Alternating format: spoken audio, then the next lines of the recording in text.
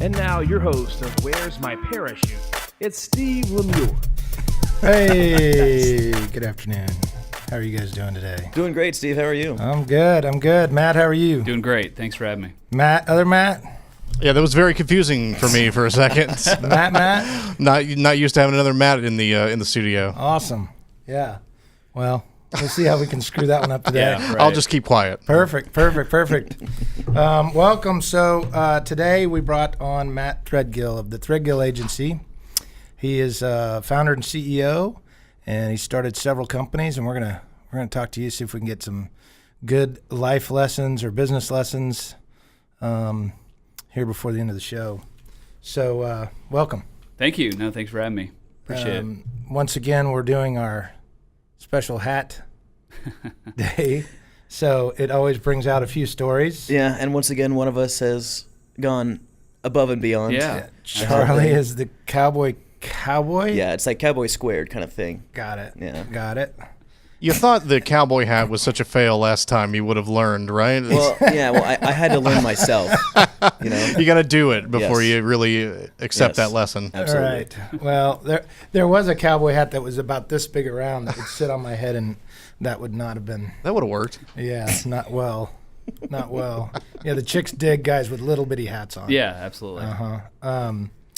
So Matt has a hat on that says Cherokee Fishing Club. Yes, sir. Where's that? Where's the Cherokee Fishing Club? Lake Cherokee is a small lake in East Texas that my family, we've had a lake house out there since I was about 5 or 6. So it's just one of my favorite places to be, and I love fishing. It's a great fishing lake. So Big bass. big bass out there, absolutely. Nice. Good time to be out there. I'll be going out there in a few weeks doing some fishing. So it's one Cool. of my favorite places to be, and great time with family and friends. So it's just it's real special. Awesome. That's a favorite pastime of mine as well. Matt in the booth, favorite pastime? Fishing? Fishing? I haven't been fishing in quite a long time, but my parents used to live out on a lake, and so we'd go out every now and then. But yeah, it's been a few years since I've gotten to go, and I was never ever particularly good at it, so I couldn't call it a favorite pastime of mine. Okay, but no anti-fisherman. No, not anti-fishing at all. You I'm don't just have not to be good at it. good. That's the good thing. You don't really have to be That's that true. good. You can That's always true. catch fish. No You one- can just hang out on the boat and drink It's if you fun. want. Yeah, it's fun regardless. We're not gonna protest on the side of the lake for the people fishing. So I was always a little antsy about pulling the hooks out, though. I was never good at that. yeah, especially when they get stuck. Yeah, when it's in there real deep, I hand that off to somebody else. I got Remind me it. not to go fishing with them. Just as a rule. Exactly.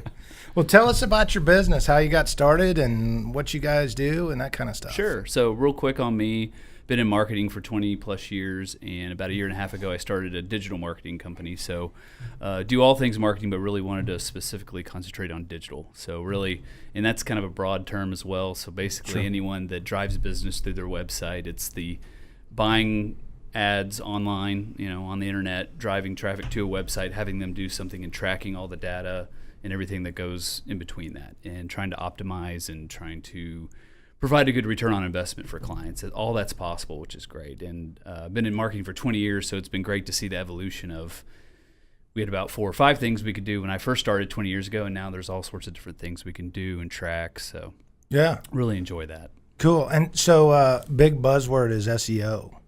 Among many, yeah, that's one. And it's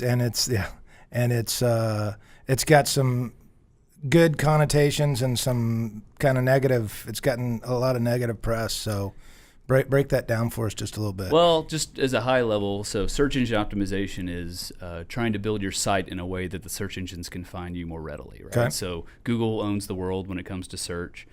They own about 80-90% of the search world. So you can always buy ads and things like that, but organic search is putting strategies in place to have your website rank a certain way.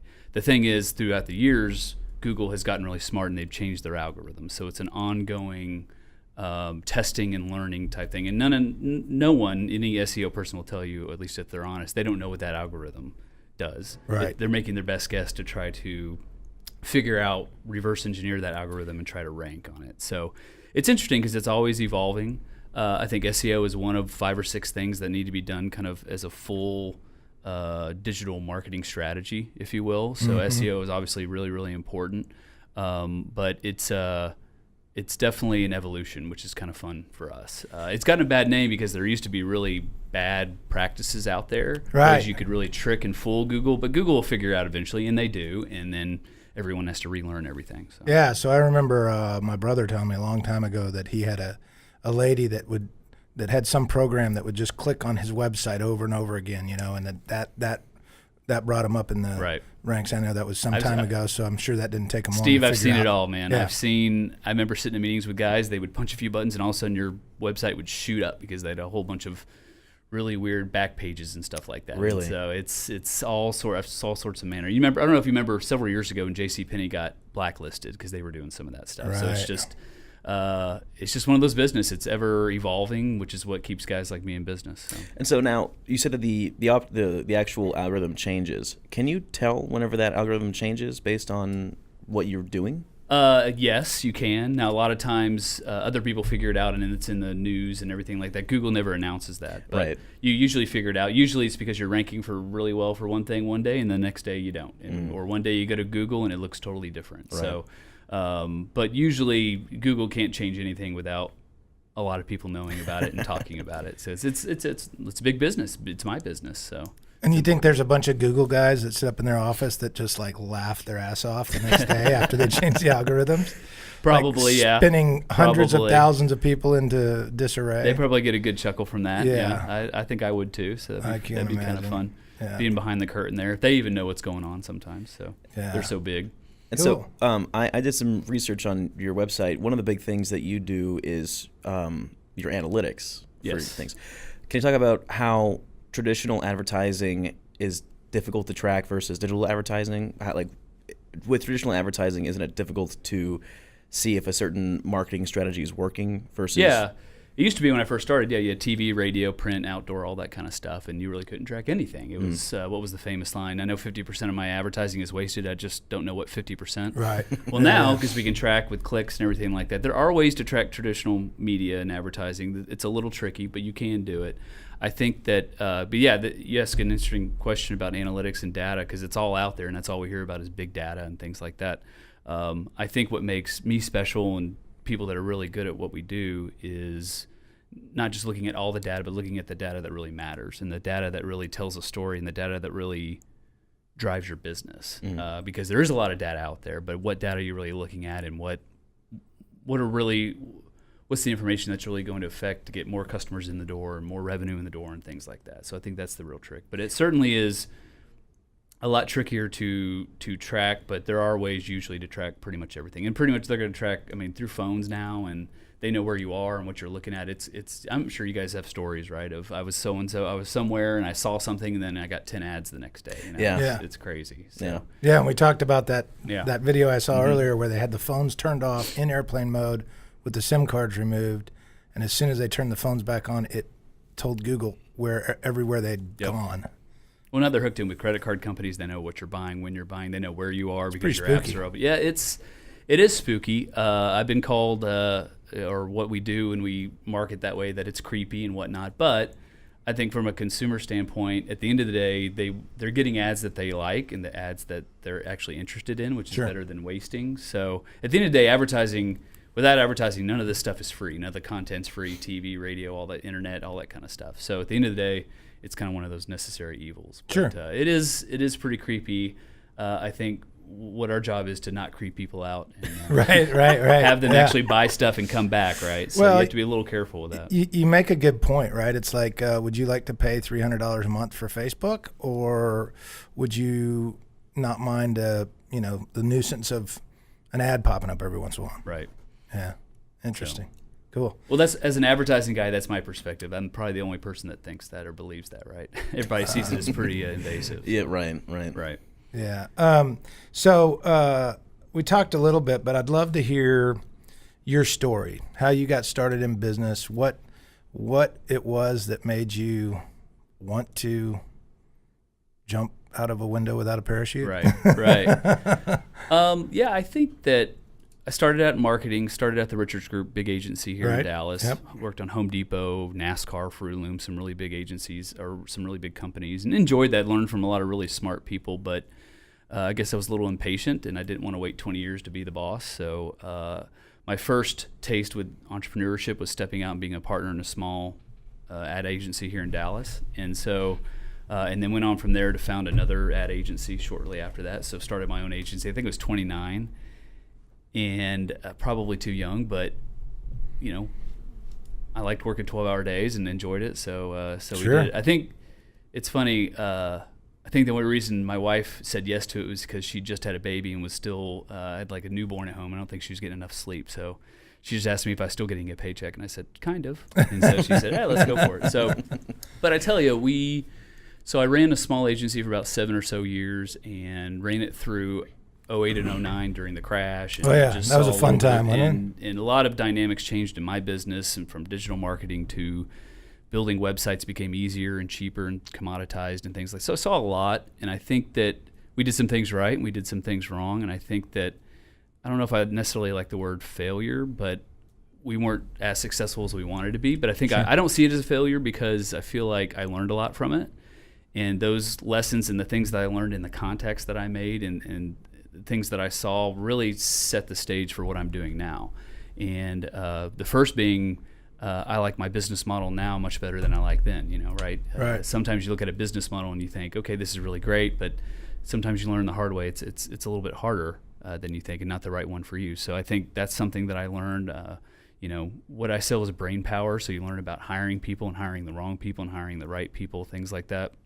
How to do business development and network with people and get business in. All that I learned during those years where we were going back and forth. We did a bunch of startups, which made me a little bit more selective when I want to get involved in a venture. So, it just, it was a crazy time, but I really enjoyed it and learned a lot. You're saying that there was a time when you might not have gotten paid for work that you've done? Yes, there was a little bit of that. Yes, not only was I nonprofit, I was the other way sometimes. So, we were, like I said, we got involved in a lot of different things, and I think I don't consider it a failure because I feel like I learned a lot from it, and the things I learned there is what set me up for the business I'm running now. So, and they make for some good war stories and things like that as well.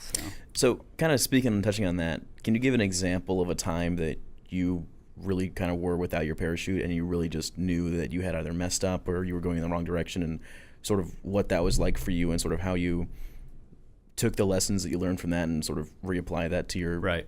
Or did you ever hit the ground? I think that I'll try not to go too long in the story, but one of the ventures we got into, remember Groupon, or Groupon's still around, right? Yeah. And I remember hearing about Groupon when it very first started, because when you're in marketing, digital marketing, you keep up with that kind of stuff. And so, but I thought it was a brilliant business model because you're selling paper. No inventory. It's e-commerce, but you don't keep inventory. You don't have to fulfill it. It's just you're selling pieces of paper. I thought it was brilliant. It is brilliant to a certain degree. They had good timing because the economy was bad and things like that. Well, there were a lot of copycats, and I did the same thing. Now, my company, which I really poured everything into, we actually did a deal with the biggest radio stations out of Canada. So my idea was to mix it with radio as well. So, and we were pretty successful right off the bat. We had a lot of sales, but then, unfortunately, because it's so easy to set up and run this kind of company, we had 500 competitors in about 2 months. Wow. And so... Is that a realistic number? Yeah. Oh, yeah. Absolutely. Wow. There was Groupon. There was Living Social. There were a few others. We kind of came on board, and then all of a sudden... 490 there was hundreds of them that were out there. And so now we did have the radio, so we were a little bit different. And looking back on it, maybe I could have done some things differently. But, sure. But it was just one of those... when the economy came back, Groupon was less successful because of the competition. It just wasn't one of those things that necessarily worked out. And I think, and I told you guys before this, that I'd really put my heart and soul into it, and I really thought this was going to be my big break, and it wasn't successful. And so, but I really tied a lot of my self-worth to that, and so when it failed, I was hit pretty hard. And I remember going home, seeing my kids. I remember talking to one of my daughters and thinking, and they said something to me, and I thought, my kids don't love me because I'm a successful entrepreneur, or I'm rich, or I'm this or that. They love me because I'm their dad. And so at that point, I kind of thought, okay, next time I do something, I need to separate my self-worth from the success of a business, right? So I thought that was a good lesson to learn there. I think for me, the lesson I learned also was, as entrepreneurs, we're very much idea people, right? We love ideas. We love new ideas. We love going out. We like bright, shiny objects, sure. right? Squirrel. And yes, distracted. absolutely. And that's not a bad thing, but we got to weigh that or balance that with getting stuff done too and being realistic. And so I think I learned in that realm that don't take your eye too far off the ball of your core business to chase bright shiny objects.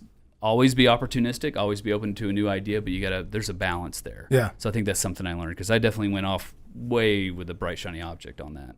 Yeah. So. Yeah. Man. So 9-year-old and 11-year-old girls. Yes. Names? Katie and Caroline. Katie's my oldest, Caroline's my youngest. Nice. They're great. Yeah. Wife Erin. We live here in Dallas and Lake Highlands where I grew up, and we're just loving the family life over there. They're at great ages because they don't hate me. They're not awkward teenagers yet.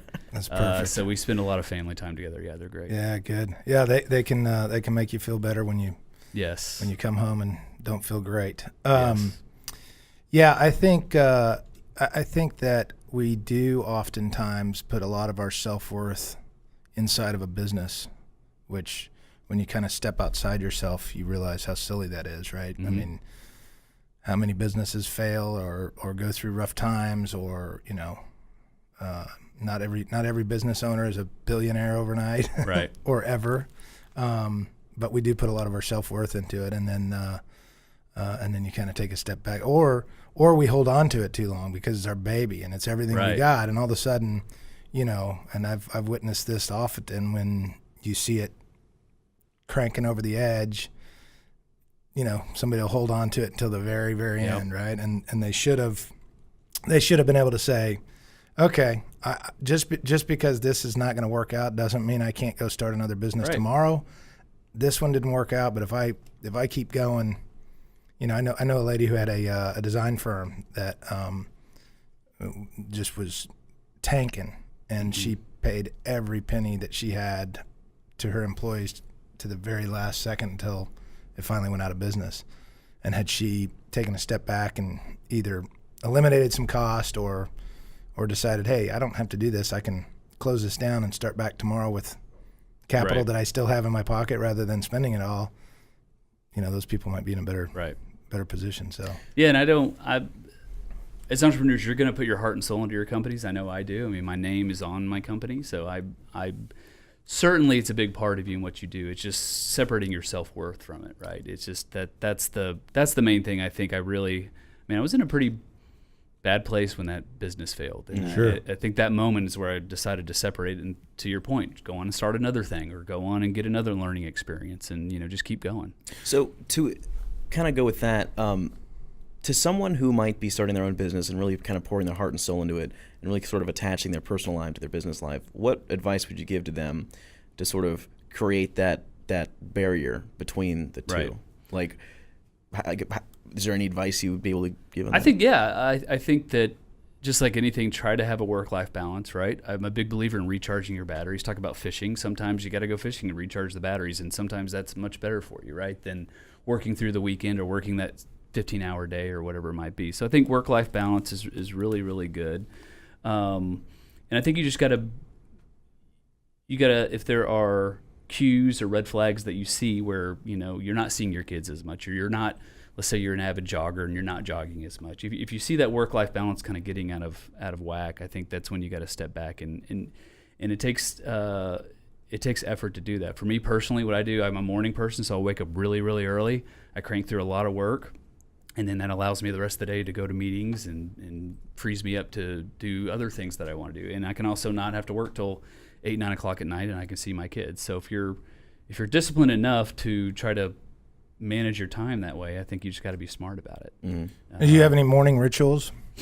Not other than just getting up really, really early, making a cup of coffee, and just getting after it, right? I try to, it's hard, but try not to check tedious emails in the morning, right? If you got something really big, if I got something I really need to think about and spend brain power time on, try to get up in the morning, not check email, and just crank through that. And I like getting up early, working in the morning, and then by the time my kids are out of school and home, and by the time it's 4, 5, 6 o'clock, I'm home with them and coaching soccer and doing all that fun stuff. So yeah, that's one. It's kind of funny. Sometimes it's the chains that bind you from being with your kids as an entrepreneur, but it's also one of the things that a lot of times allows you to Yeah. do those things, right? I mean, a lot of the kids coaches and, you know, Boy Scout leaders and those kind of things are guys that own their own company because they have, you know, we do it for money and we do it for control of our time. That's what I'm control told. your destiny and flexibility has been great for me. And it's a mobile world too. You got to work at night. You work at night. You got to wait till the kids go to bed, then check some email. You can do that. So it's you just got to be smart about it and, you know, put in the hours when you need to, but then know when to cut back when you can. Yeah. So what do you think your unique ability is? I think I'm really good at. There's a lot of people who are really good at marketing, and there's a lot of really sophisticated tools and fancy things like search engine optimization, like you mentioned earlier.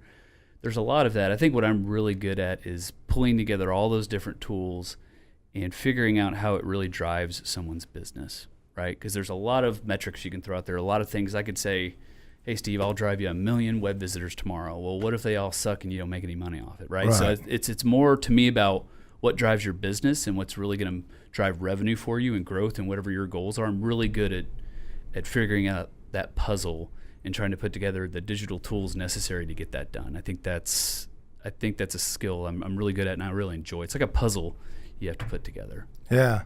Yeah, that's interesting. That's kind of, we do, you know, most of our work is around representing tenants for their office space.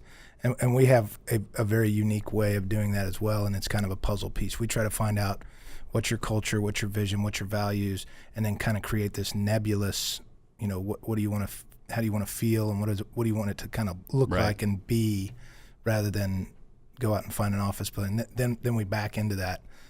Sounds real similar to kind of what you do, just the fact finding and really figuring out, you know, what the true needs are. Right.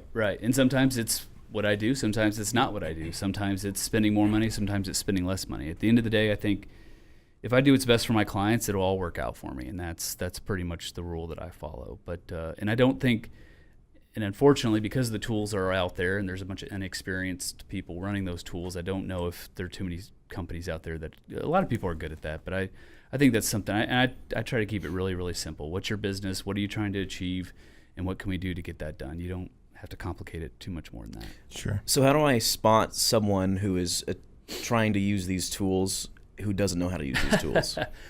Well, they know how to use it. Good question, Chuck. That is a very good question. Here's what I see the most of. There are a lot of statistics and metrics you can throw out there to somebody. If someone is doing work for you and they're throwing out some metric to you, ask the question, how is this really affecting my business? So if I say something like, I drove 10,000 users to your website. Cool. Great. That's awesome. That sounds like a really good number. It was up 20% from last month. Isn't that awesome? Oh my Great. goodness. Great. My sales suck. So what has that done for me, right? So it's sometimes those metrics aren't necessarily the greatest thing. And what a lot of companies like to do is promote the metrics that look good. Like, hey, we grow this by 20%. We grew this by 25%. But at the end of the day, you're selling something or you're trying to get a lead or whatever your business might be.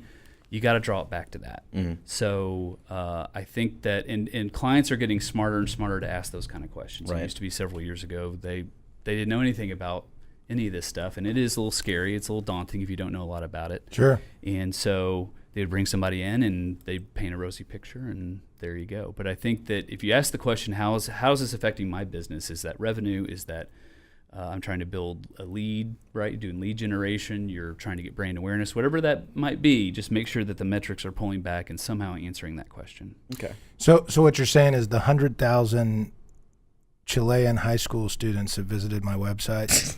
Didn't work out too well for me, right? I cannot tell you how many. Hey, we got this many visitors, or we got this many people coming in. Well, how much business did you actually close? Right? I mean, that's the other thing. Tie it back to revenue, and there's ways you can do it. There's always ways that we can track a sales cycle all the way through from click to website to whatever you want them to do to buy something or do something. So, and I think that it's prevalent at the really big companies. What I'm trying to do is bring it to the medium-sized companies that, so it's kind of big, high-level thinking, but bringing it to companies that may not have the kind of budgets to hire the big boys. Gotcha. Sure. Tell us about a significant challenge that you're facing or that your business is facing.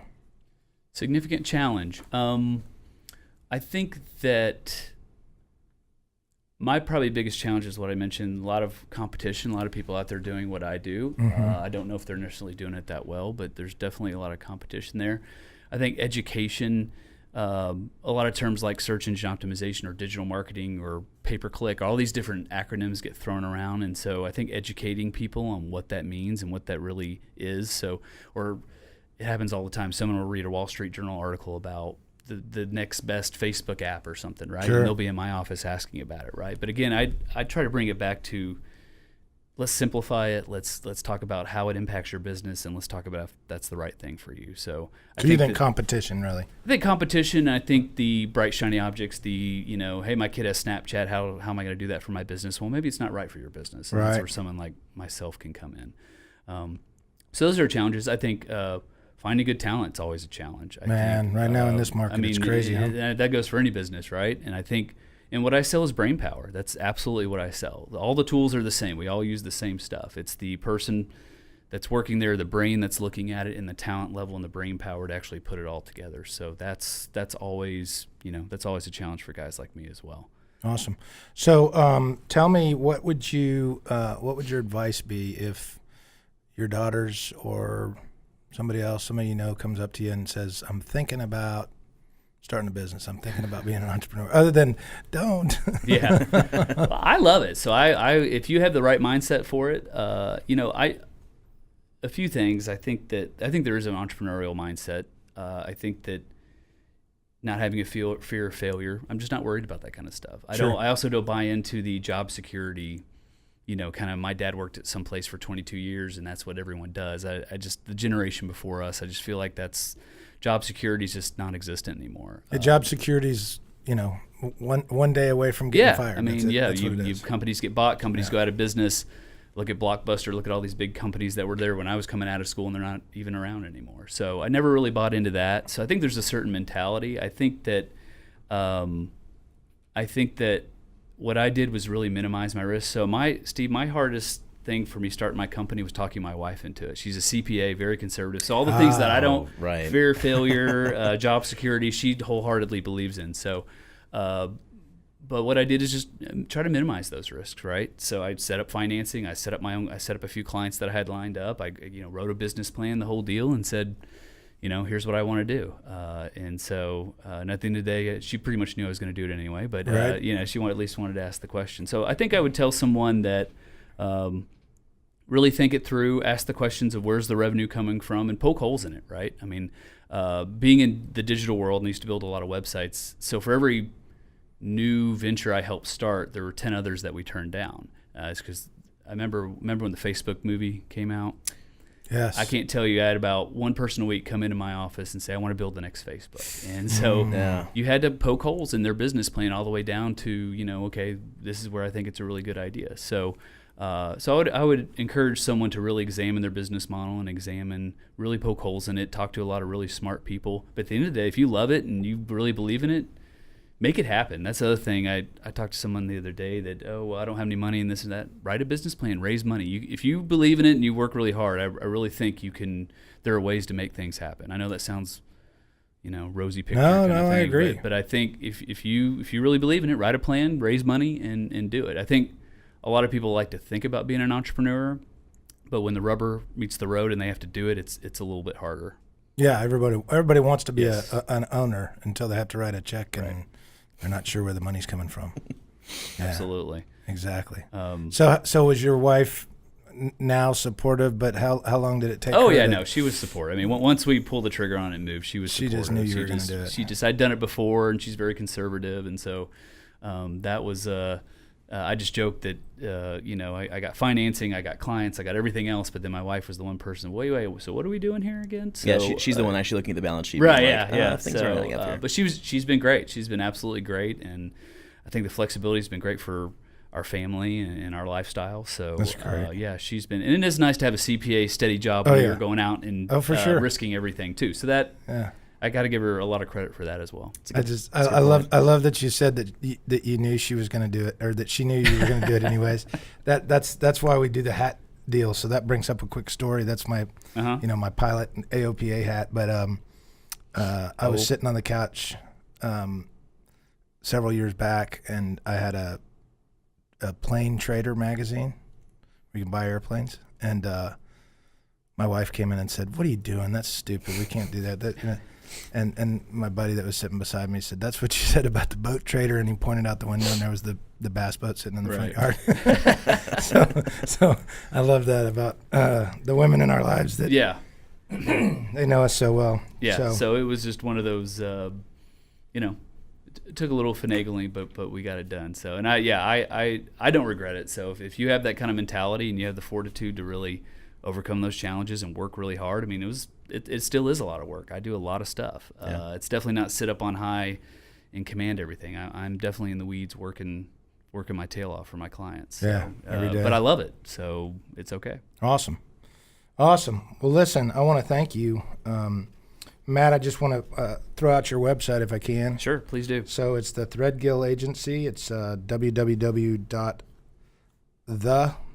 just Threadgill Agency. Threadgill. It was way too long. Threadgill agency.com. Threadgillagency.com. Yes, sir. Keep up the good work. Thanks for your words of wisdom, and appreciate you coming on. Yeah, no, thank you guys very much. Enjoyed it. Absolutely. Awesome. Charlie, I didn't even introduce you earlier. So Hi, I'm Charlie. Charlie, thank you very much. Absolutely. Make sure that you like and subscribe this, leave a comment, support our podcast. It helps us. It helps people get the information that they need to start their businesses and be entrepreneurs. And it lets Charlie be goofy on air. God. Cowboys fan. There's nothing wrong with that. I like Cowboys fan winking into the camera. I love it. Proud. Matt in the box, Matt. Yes. Thanks very much, brother. Thank you, Matt in Steve. the box. Good to see you again. Thank you, Matt in the other box. Wait, I didn't even get to do anything. There you go. All right. We'll Gotta see you get guys one in. later. Thanks a lot. All right. Bye. Thank you guys.